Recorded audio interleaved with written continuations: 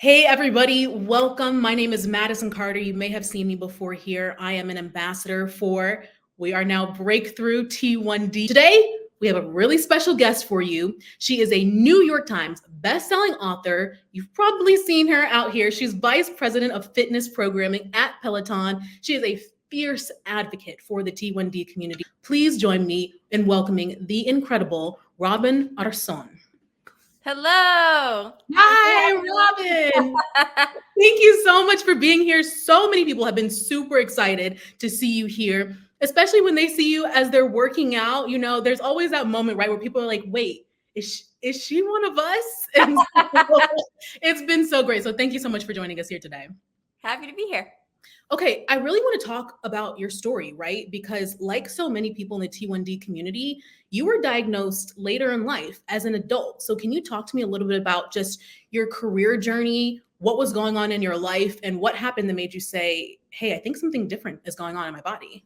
I was on the eve of actually starting at Peloton when I was diagnosed. So I was an adult and I spotted the signs, thirst, frequent urination, and my mother is a physician and she encouraged me to get blood work done. And on a Monday, I didn't have an endocrinologist, and then by Wednesday, I did.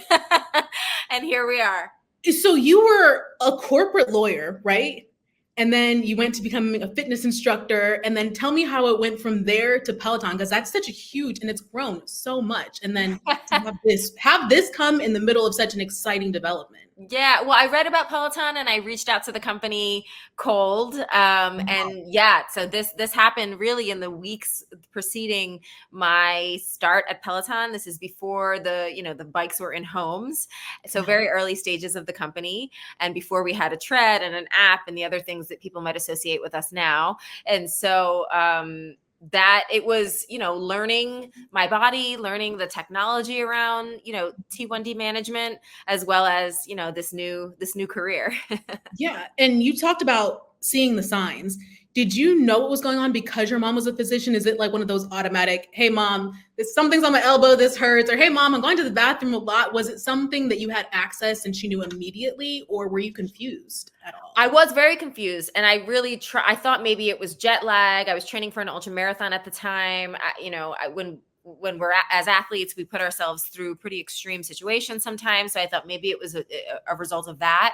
But I didn't know that you could screen for T1D early. And that's why I was so grateful when Santa Fe reached out for me to partner with them on the One Pledge campaign, because, my experience wasn't early screening, it was blood work, but it still is reflective of the fact that, you can, even before you're symptomatic, really arm yourself with information. So I'm grateful at my mother's insistence that I armed myself with information before it became, an emergency scenario.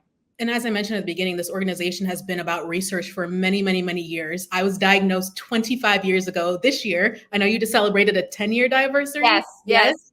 So, but 25 years ago, there was no early detection. So can you just talk about, even in the 10 years since you've been diagnosed, some of the breakthroughs in type 1 diabetes research and technology, and how you think that's going to help our community now?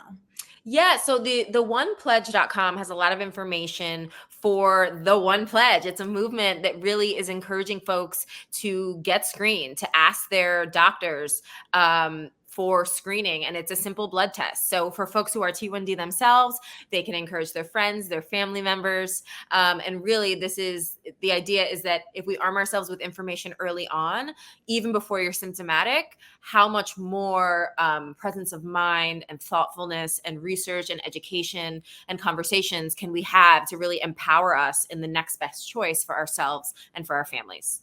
Is T1D anywhere in your family? What did you know about it before your diagnosis? I knew nothing, and as far as I know, nobody else, is living with T1D. So very, very, very befuddling. Yeah. But I am holding space for people's power. So I want to talk a little bit about fitness, right? Because being an athlete, first of all, it's hard for anybody to get up and try to get into a fitness routine, right? But talking about specifically in the T1D community, where we already have to do so much planning, what kinds of things have you worked into your routine to make sure that you can stay on the bike, you can stay out Yeah. there, you can keep going, Oh, yeah. Always having a carb source available within arm's reach, whether it's running with something in my running pouch or having, an apple juice nearby.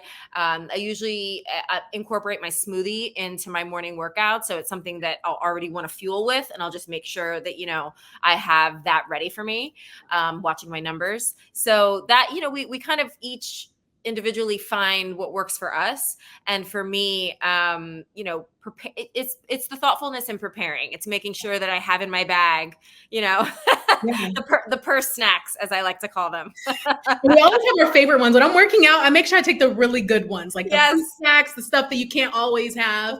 But talk to me just about, was it a conscious decision for you to become an advocate once you were diagnosed? I know a lot of people, especially in the community, they're scared to talk about it, or they don't want people to say, hey, what is that? So when you were diagnosed, as you were transitioning into Peloton, before it grew to what it is now, did you say, hey, I want to talk about this, I want to be a face? How did that journey evolve? It happened really naturally. And I think that, I lead a multi-hyphenate existence, as do many of us, right? I think very few of us identify with just one thing or one facet of our stories and of our lives. And this has become, part of it. It's part of my story. What are you most excited about in terms of how far technology has come, and of course, what's ahead? We're always looking toward a cure. Yes. Oh gosh, I'm so hopeful.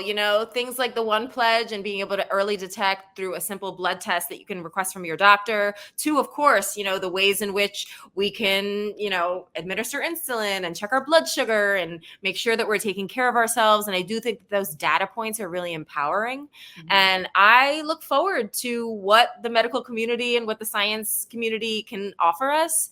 And until then, I stand firmly in my own 2 feet, knowing that doubt becomes determination.